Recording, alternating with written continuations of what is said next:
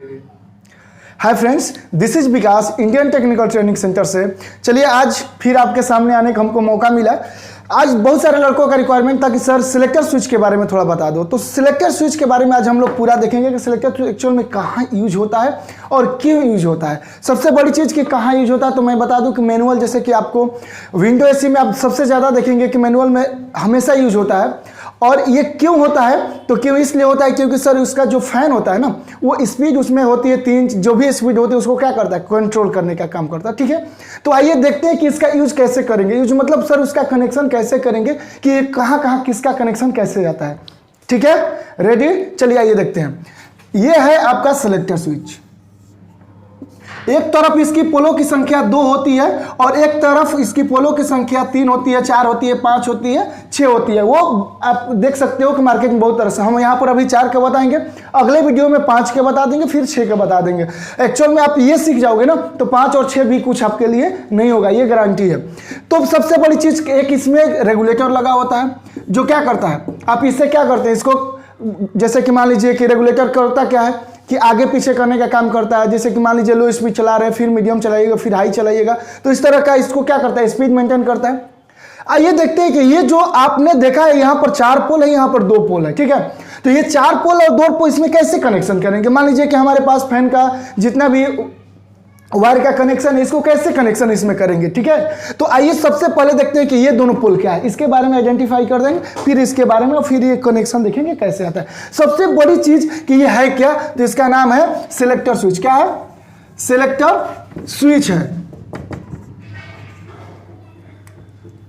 ये selector switch आखिर में इसका जब ही इसका स्विच नाम पड़ा तो आपको एक बात याद होनी चाहिए कि स्विच क्या होता है, स्विच का काम क्या होता है। सर एक ही वायर का इसमें कनेक्शन हमेशा होगा। एक वायर को एक कनेक्शन कहीं दे रहे हैं तो वो निकलेगा भी, जैसे मान लीजिए कि फेज दिए तो फेज ही निकलेगा और न्यूट्रल दिए तो न्यूट्रल ही निकलेगा। ये बात हमेशा याद रखिए। कोई भी स्विच में, ये सिलेक्टर स्विच हो, थर्मोस्टेट हो, चाहे कैसा भी स्विच हो, आप एक नॉर्मल स्विच भी लगाते हैं तो क्या लगाते हैं, एक ही स्विच को क्या करते हैं, एक ही वायर में कनेक्शन करते हैं। ठीक है, तो ये सिलेक्टर स्विच है। चलिए देखते हैं कि ये दोनों पिन क्या है।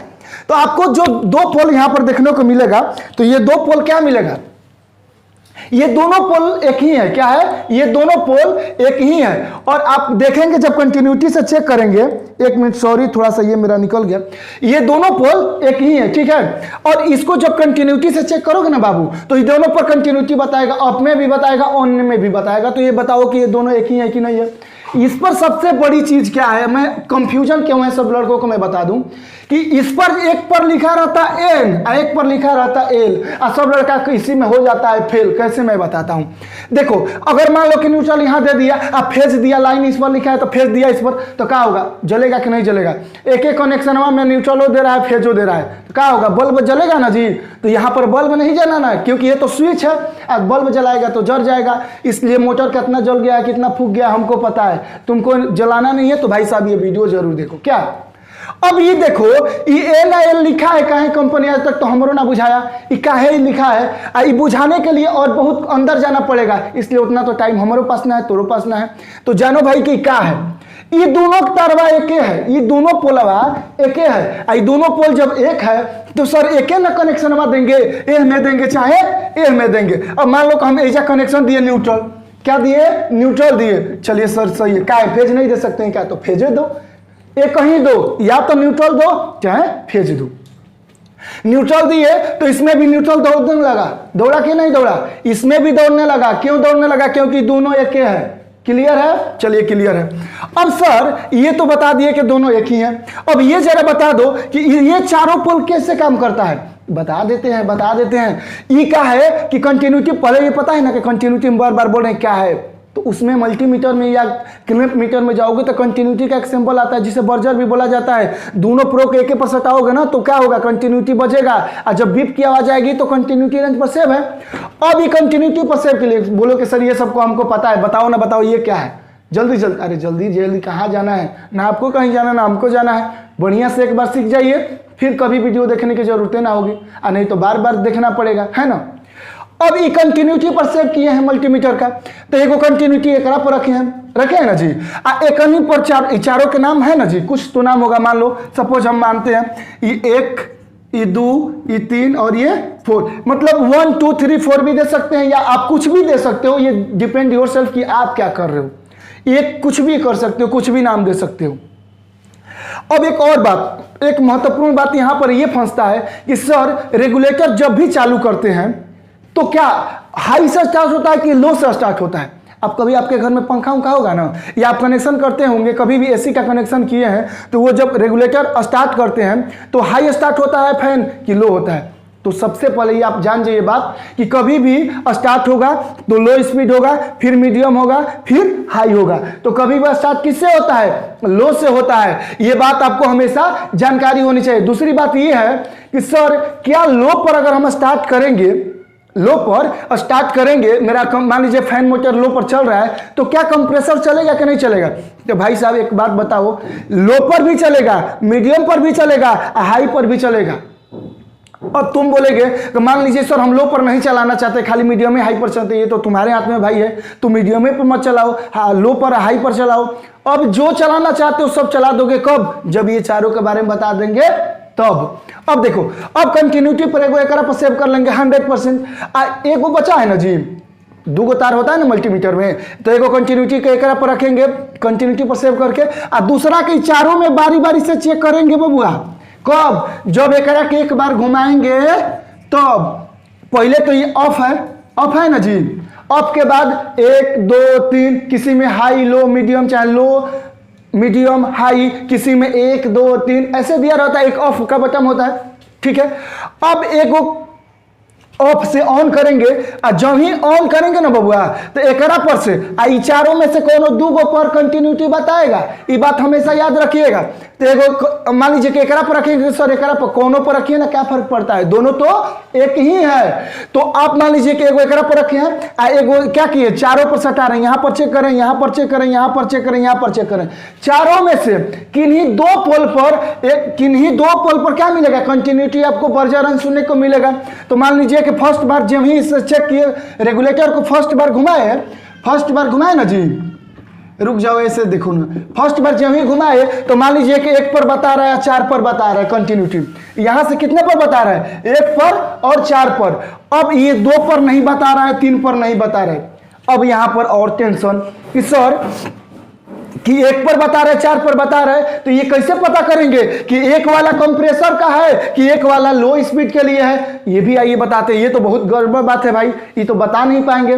तो हम रेगुलेटर को दूसरा बार घुमाएंगे, क्या करेंगे? रेगुलेटर को दूसरी बार घुमाएंगे, और दूसरी बार घुमाएंगे ना बबुआ, तो देख अब एगो जो 2 गो में बता रहा था ना, एगो में से नहीं बताएगा। अब एकरा पर बता रहा था, एकरा पर नहीं बताएगा, अब एकरा पर बता देगा, ठीक है। दूसरी बार घुमाया तो एकरा बता दिया, अब एकरा पर नहीं बता रहा है, एकरा पर फिर बता रहा है। यानी कि फर्स्टो बार घुमाए थे 4 पर बताया था, और सेकेंडो बार घुमाए तो 4 पर बताया, और इसमें से नया का बताया तो 2 पर बताया। अब 1 पर बता रहा है जी नहीं। एक बात बताइए जरा, तनी ध्यान दीजिए, कभी आप जैसे रेगुलेटर चलाते हैं, एसी तो चलाते ही होंगे, तो क्या लो स्पीड जब चलाते हैं और फिर लो के बाद मीडियम पर जाते हैं, तो लो स्पीड वाला स्पीड रह जाता है कि बढ़ता है ना? तो ये जो बढ़ता है ना बबुआ, वही है मीडियम स्पीड। अभी क्या हो गया, जो फर्स्ट बनाया था वो लो स्पीड है, और सर दोनों पर जो आ रहा है वो क्या है? वो कंप्रेसर के लिए है। और आगे चलो बताते हैं, मीडियमों का है, वो हाईओ का है, सब बताते हैं।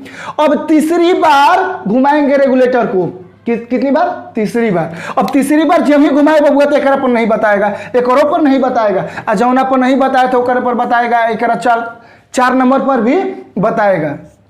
यानी कि सर जितनी बार घुमाए, फर्स्ट बार भी घुमाए तो 2 पर कंटिन्यूटी बताया था, कितने पर बताया था? 2 पर कंटिन्यूटी बताया था। सेकेंड बार भी घुमाए तो 2 पर कंटिन्यूटी बताया था, अब तीसरी बार भी घुमाए तो कितने पर? 2 पर ही कंटिन्यूटी बताएगा बाबू। तो अब देखो, फर्स्ट बार में कितने पर बताया? एक और 4 पर बताया, 1 और 4 पर बताया। सेकेंड बार में कितने पर बताया बाबू? सेकेंड बार में कितने पर बताया? 2 और 4 पर बताया, और थर्ड पर आपको 3 और 4 पर बताया। एक बात ध्यान दीजिए, देखिए ना, 4 एहू में बता रहा है, 4 एहू में बता रहा है, 4 एहू में बता रहा है, तो 4 तीनों पर बता रहा है कि नहीं बता रहा है? और जब 4 तीनों पर बता रहा है तो 4 ही आपका कंप्रेसर के लिए 100% है। ये बात आप लिख लीजिए और ये जान लीजिए कि 4 किसके लिए, अगर इसमें से लाइन देंगे तो किसके लिए निकलेगा? कंप्रेसर के लिए। अच्छा सर कंप्रेसर के लिए निकलेगा, तो अब हाई लो मीडियम कौन होगा? तो अब देखो ये जब कंप्रेसर के लिए हो गया तो एक नंबर क्या हो गया? लो के लिए हुआ कि नहीं हुआ? क्योंकि जब सबसे पहले रेगुलेटर स्टार्ट करते हैं तो लो ए ना स्टार्ट होता है बबुआ। तो हाँ सर लो स्टार्ट होता है। तो बताइए लो ये क्या हो गया? लो हुआ, एक नंबर क्या हुआ? लो हो गया। अब दूसरी बार जो आया है, अब दूसरी बार करेंगे रेगुलेटर घुमाएंगे तो क्या होता है? लो के बाद मीडियम में ना स्टार्ट होता है बबुआ। हाँ सर तो ये देखिए दूसरी बार स्टार्ट हुआ है कि नहीं, तो ये क्या हो जाएगा? मीडियम हो जाएगा। अब तीसरी बार रेगुलेटर घुमाएंगे तो स्पीड क्या होगा? हाई होगा। हाँ सर तो ये क्या हो जाएगा? हाई के लिए हो जाएगा। तो इस तरह से आप क्या देखें कि हाई लो मीडियम और कंप्रेसर का वायर कैसे निकालते हैं ये सीखे।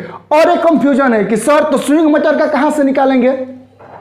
तो स्विंग मोटर का देखिए 4 पिन वाला 4 कोर वाला में क्या होता है कि स्विंग मोटर यहां से नहीं निकाल सकते हैं। 4 कोर वाला में स्विंग मोटर या तो आप यहां से निकाल दीजिए और नहीं तो होता क्या है कि अगर 2 स्पीड होगा हाई लो तो आप यहां से भी निकाल सकते हैं। बतिया बरोबर है। अब क्या करेंगे?